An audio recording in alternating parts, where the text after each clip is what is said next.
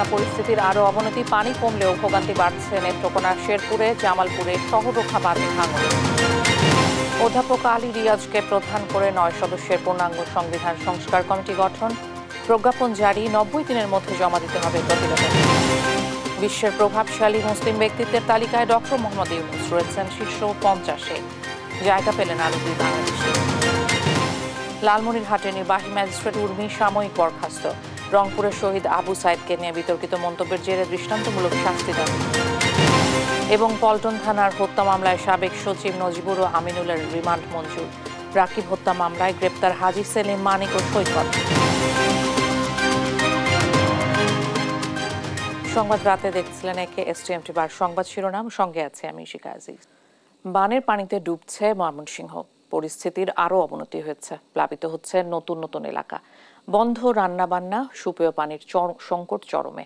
এদিকে নেত্রকোনা ও শেরপুরে পানি কমলেও কমেনি ভোগান্তি, বেশিরভাগ এলাকা যোগাযোগ বিচ্ছিন্ন, নেই বিদ্যুৎ। বন্যা কবলিত এলাকায় দেখা দিয়েছে ডায়রিয়া, নিউমোনিয়া সহ নানা ধরনের রোগ। সহকর্মীদের পাঠানো তথ্যচিত্রে টুম্পা আফরোজের ডেস্ক রিপোর্ট। ময়মনসিংহের হালুয়াঘাট, ধোবাউড়া ও ফুলপুর উপজেলায় বন্যা পরিস্থিতির আরও অবনতি হয়েছে। এদিকে নেত্রকোনা ও শেরপুরে পানি কমলেও পানিবন্দী লাখো মানুষ। ময়মনসিংহে উজানের পানি নেমে নতুন নতুন এলাকার নিম্নাঞ্চল প্লাবিত হয়েছে। টানা 4 দিনের পানিতে ভোগান্তি বেড়েছে মানুষের।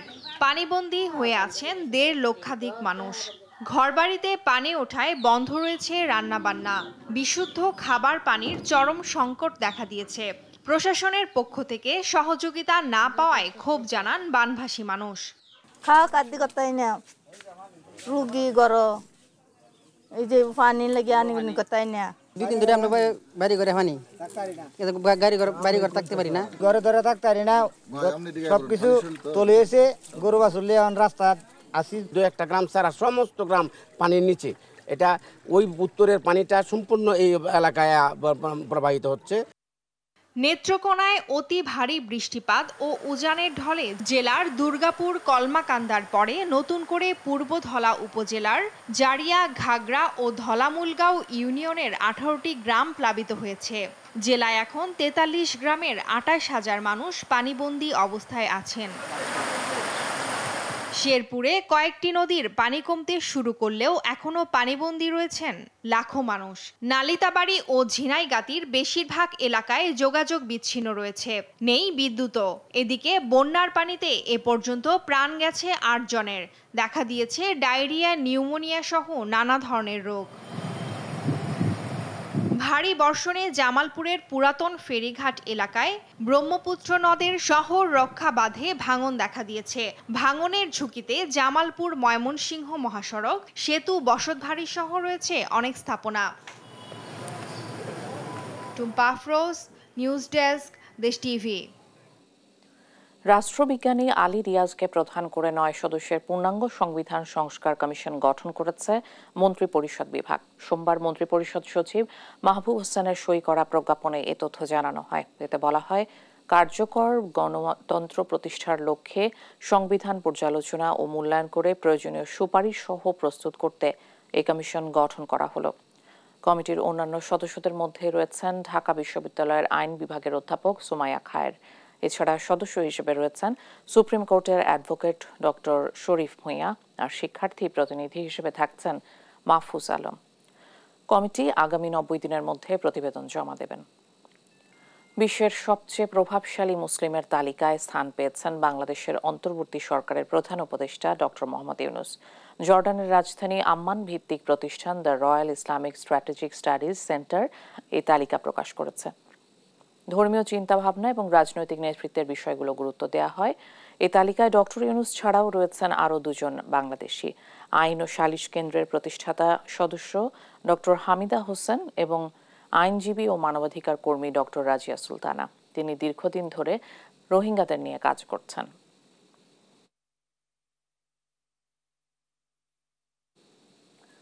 বিতর্কিত কর্মকাণ্ডের অভিযোগে লালমনিরহাটের নির্বাহী ম্যাজিস্ট্রেট তাপসী তাবাসসুম উর্মিকে সাময়িক বরখাস্ত করেছে জনপ্রশাসন। এক প্রজ্ঞাপনে তাকে ওএসডি করে বিভাগীয় ব্যবস্থা নেওয়া হচ্ছে বলে জানানো হয়েছে।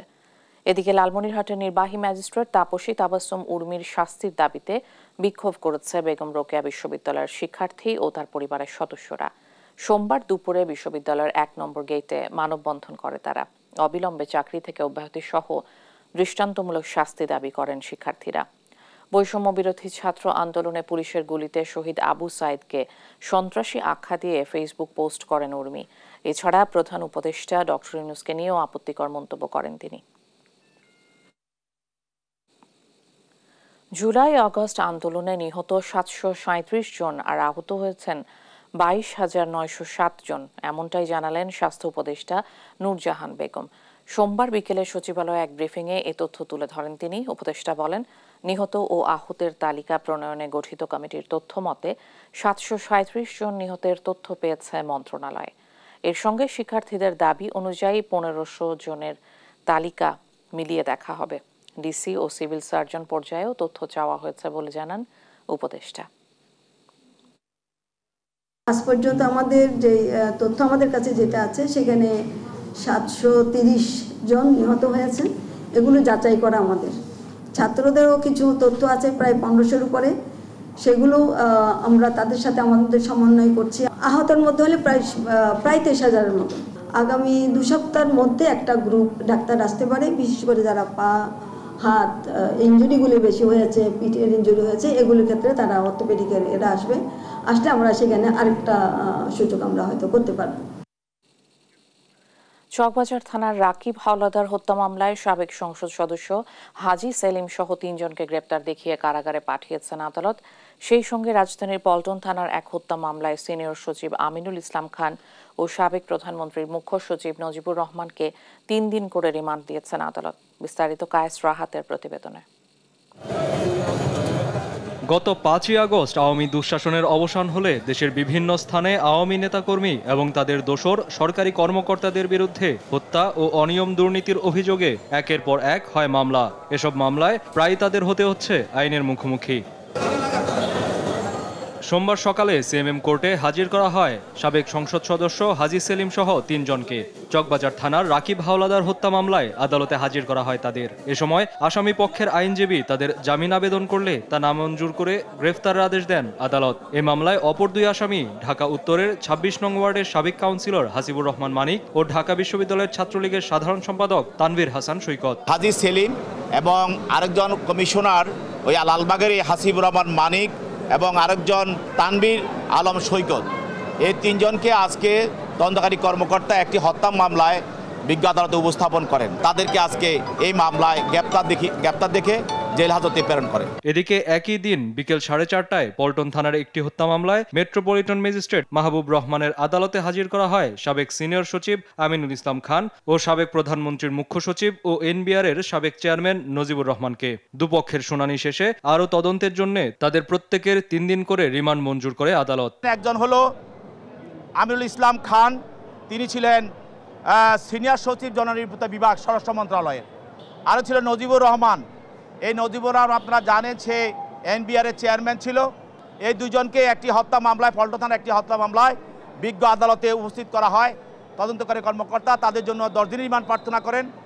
বিজ্ঞ আদালত উভয় পক্ষের শুনানি অন্তে, তাদের পক্ষের আইনজীবী ছিল, উভয় পক্ষের শুনানি অন্তে তার বিরুদ্ধে 3 দিনের রিমান্ড মঞ্জুর করেন, প্রত্যেককে 3 দিন রিমান্ড মঞ্জুর করেন এবং তাদেরকে তদন্তকারী কর্মকর্তার হেফাজতে প্রদান করেন। উভয় মামলায় বাদীপক্ষের আইনজীবী হিসেবে উপস্থিত ছিলেন উমর ফারুক ফারুকী। কায়েস রাহাত, দেশ টিভি, ঢাকা। চকবাজার থানার রাকিব হাওলাদার হত্যা মামলায় সাবেক সংসদ সদস্য হাজি সেলিম সহ ৩ জনকে নতুন করে গ্রেপ্তার দেখিয়েছে আদালত। রোববার সকালে চিফ মেট্রোপলিটন ম্যাজিস্ট্রেট আদালতে আনা হয় তাদের। শুনানি শেষে আসামিদের জামিন নামঞ্জুর করে বিচারক মাহবুব রহমানের আদালত তাদের এই মামলায় গ্রেপ্তার আদেশ দেন। এই মামলায় অন্য 2 আসামি হলেন ঢাকা উত্তরের ২৬ নম্বর ওয়ার্ডের সাবেক কাউন্সিলর হাসিবুর রহমান মানিক ও ঢাকা বিশ্ববিদ্যালয়ের ছাত্রলীগ সাধারণ সম্পাদক তানভীর হাসান সৈকত। লালবাগ এলাকার আপনারা জানেন ত্রাস সাবেক অবৈধ এমপি হাজি সেলিম এবং আরেকজন কমিশনার ওই লালবাগের হাসিবুর রহমান মানিক এবং আরেকজন তানভীর আলম সৈকত, এই 3 জনকে আজকে তদন্তকারী কর্মকর্তা একটি হত্যা মামলায় বিজ্ঞ আদালতে উপস্থাপন করেন। তদন্তকারী কর্মকর্তার দরখাস্তর গুণাগুণের উপর ভিত্তি করে তাদেরকে আজকে এই মামলায় গ্রেপ্তার দেখে জেল হাজতে প্রেরণ করে। বুয়েট শিক্ষার্থী আবরার ফাহাদ হত্যা মামলার ডেথ রেফারেন্স ও আপিল দ্রুত শুনানির উদ্যোগ নেওয়া হয়েছে বলে জানিয়েছেন অ্যাটর্নি জেনারেল অ্যাডভোকেট আসাদুজ্জামান। মামলাটির আপিল শুনানির অগ্রগতির বিষয়ে সোমবার নিজ কার্যালয়ে সাংবাদিকদের কথা জানান তিনি। বলেন, এখন পর্যন্ত 19টি আপিল দায়ের হয়েছে, যদিও আপিলের পেপার বুক এখনও প্রস্তুত হয়নি। চাঞ্চল্যকর মামলা হওয়ায় অগ্রাধিকারের ভিত্তিতে পেপার বুক হওয়া উচিত, তা না হলে বাদী বিবাদী উভয়ই ন্যায় বিচার থেকে বঞ্চিত হবে বলেও মন্তব্য করেন তিনি। 2019 সালের 6 অক্টোবর রাতে বুয়েটের শেরেবাংলা হলে আবরারকে পিটিয়ে হত্যা করা হয়। এই ঘটনায় 19 জনকে আসামি করে 7 অক্টোবর চকবাজার থানায় হত্যা মামলা করেন আবরারের বাবা বরকতুল্লাহ। আলোচিত এই মামলায় 20 জনকে মৃত্যুদণ্ড ও 5 জনকে যাবজ্জীবন কারাদণ্ড দেন আদালত। আসামিদের সবাই বুয়েট শাখা ছাত্রলীগের নেতাকর্মী।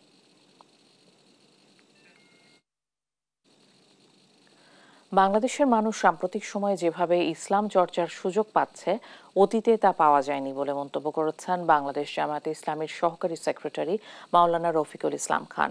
সোমবার সন্ধ্যায় কাকরাইলের ডিপ্লোমা ইঞ্জিনিয়ার্স ইনস্টিটিউশনে দেবিদার সোসাইটি ঢাকার এক সংবর্ধনা অনুষ্ঠানে তিনি বলেন, এই সুযোগকে কাজে লাগিয়ে আগামী দিনে নেতৃত্বের উপযোগী হিসেবে প্রত্যেক নেতাকর্মীকে প্রস্তুত হতে হবে। বৈষম্য বিরোধী ছাত্র আন্দোলনে শহীদ হওয়া অনেকের লাশ গুম করা হয়েছে, অনেকের লাশ পুড়িয়ে ফেলা হয়েছে জানিয়ে তিনি বলেন, হাসপাতালের মর্গে এখনও অনেক মানুষ তাদের স্বজনদের লাশ খুঁজে বেড়াচ্ছেন। এ সময় বাংলাদেশ জামায়াতে ইসলামী ইউরোপের মুখপাত্র ও ইন্টারন্যাশনাল জুরিস্ট ইউনিয়ন লন্ডনের ইনচার্জ ব্যারিস্টার আবু বকর মোল্লাকে আয়োজকদের পক্ষ থেকে সংবর্ধনা দেওয়া হয়। এখনো অনেক মানুষ, অনেক বাপ তার ছেলের লাশের জন্য ঢাকা মেডিকেল কলেজ হাসপাতালের মর্গে আহাজারি করছেন। অনেক স্ত্রী তার স্বামীর লাশের জন্য ঢাকা মেডিকেল কলেজের হাসপাতালের মর্গে আহাজারি করছেন, কিন্তু ওনারা লাশ কোনোদিন আর পাবেন না।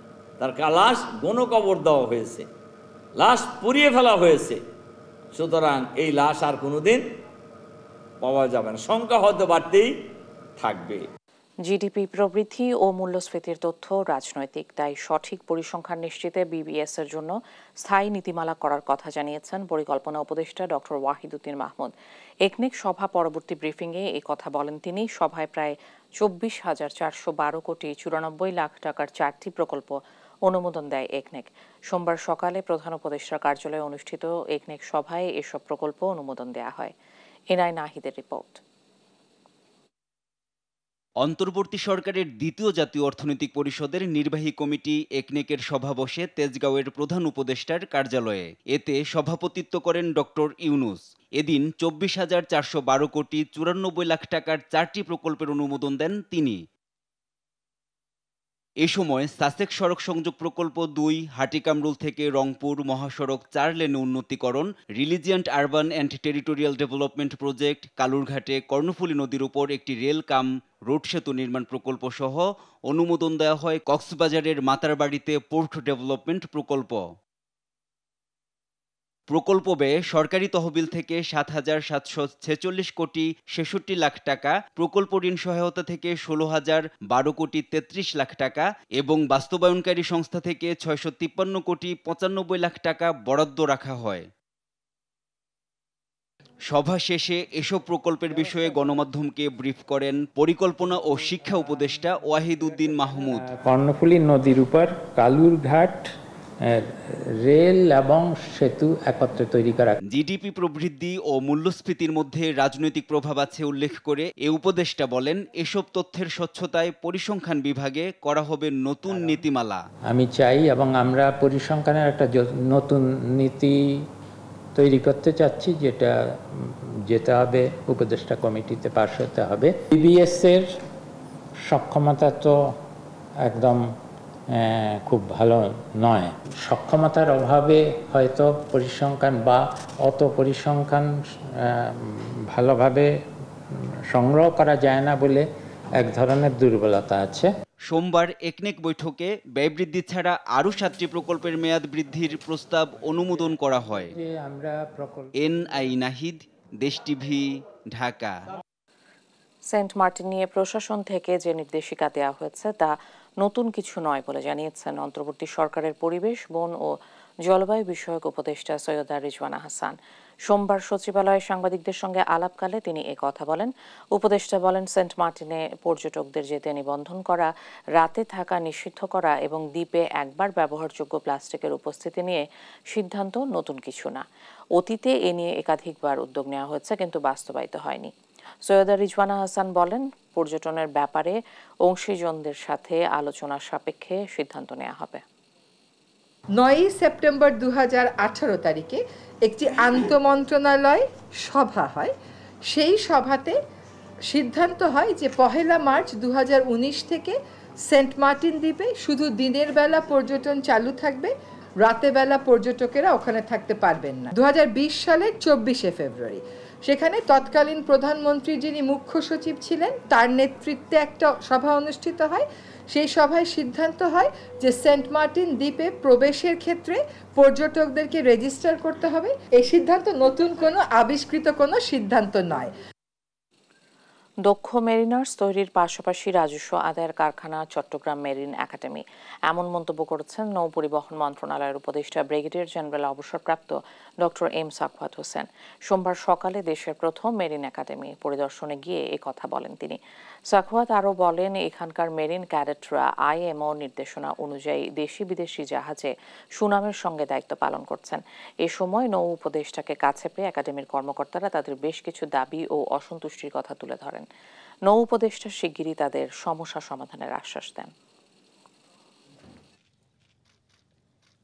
দুনিয়াতে সব জায়গায় সমস্যা থাকে, আমরা বলেছি মন্ত্রণালয় থেকে উইল ট্রাই টু রিজলভ, ওনাদেরকে নিয়ে বসে যে সমস্ত কিছু কিছু জায়গায় অসামঞ্জস্যতা দেখা গেছে সেগুলো করতে হবে। কারণ এখানে these are all technical people, এই টেকনিক্যাল লোকজনকে অ্যাট্রাক্ট করার জন্য আমি শুধু এখানে বলি না, সর্বত্রই আমরা কোনো টেকনিক্যাল লোককে অ্যাট্রাক্ট করতে পারছি না, যে কারণে আমাদের টেকনিক্যাল হ্যান্ডগুলো বিদেশে চলে যাচ্ছে। তিক্ততা ভুলে সম্পর্ক এগিয়ে নিতে একমত ভারত মালদ্বীপ। ভারত সফররত মালদ্বীপের প্রেসিডেন্ট মোহাম্মদ মুইজ্জুর সঙ্গে যৌথ সংবাদ সম্মেলনে এমনটাই জানান প্রধানমন্ত্রী নরেন্দ্র মোদী। নয়াদিল্লিকে গুরুত্বপূর্ণ অংশীদার বর্ণনা করেছেন মালদ্বীপের প্রেসিডেন্ট। এ নিয়ে বিস্তারিত থাকছে রায়হান কবির শুভ্র ডেস্ক রিপোর্টে।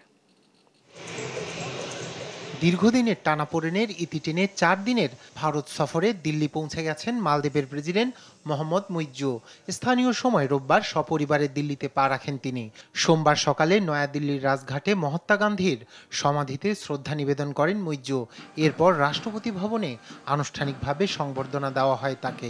নরেন্দ্র মোদী ছাড়াও সেই অনুষ্ঠানে উপস্থিত ছিলেন রাষ্ট্রপতি দ্রৌপদী মুর্মু।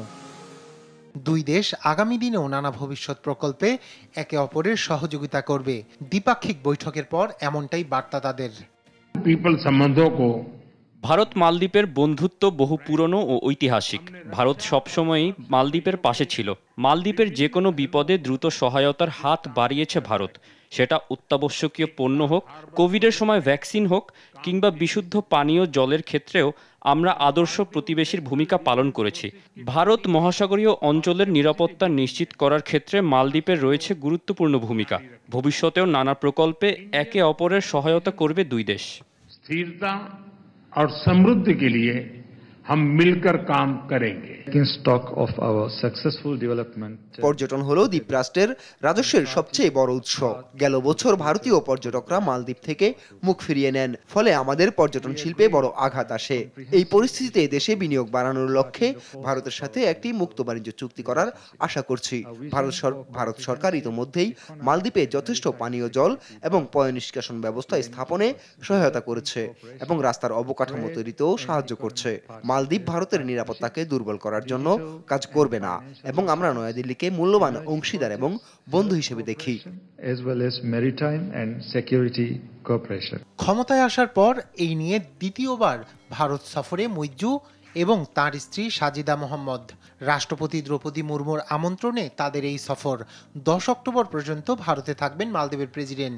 4 দিনের এই সফরকালে রাষ্ট্রপতি মুর্মু ও প্রধানমন্ত্রী নরেন্দ্র মোদীর সঙ্গে দ্বিপাক্ষিক বৈঠক করবেন তিনি। এছাড়াও আগ্রার তাজমহল দর্শন সহ দেশটির শীর্ষ মহলের সঙ্গে বৈঠকের পরিকল্পনা রয়েছে মুইজ্জুর। দায়িত্ব গ্রহণের পর বিদেশ সফরে প্রথম ভারতে আসেন মালদ্বীপের রাষ্ট্রপতিগণ।